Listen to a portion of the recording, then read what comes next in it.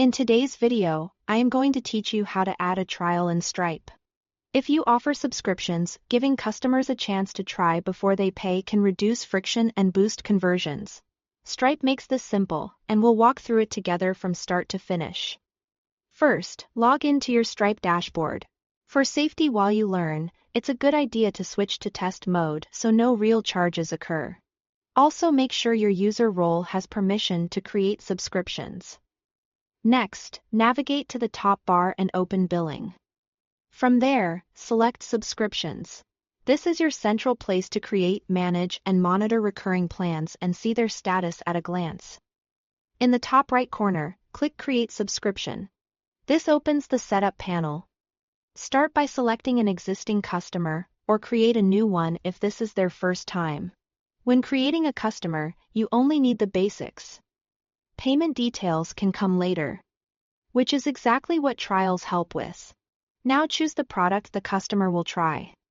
Pick a product that has a recurring price, such as a monthly or annual plan. If the product has multiple prices, choose the one you want the trial to apply to, since Stripe will use that price when the trial ends. Next, click Add Free Trial and enter the number of days.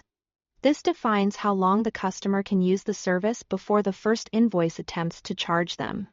Trials begin as soon as you create the subscription, and they end based on your account's time zone. So plan your reminders with that in mind.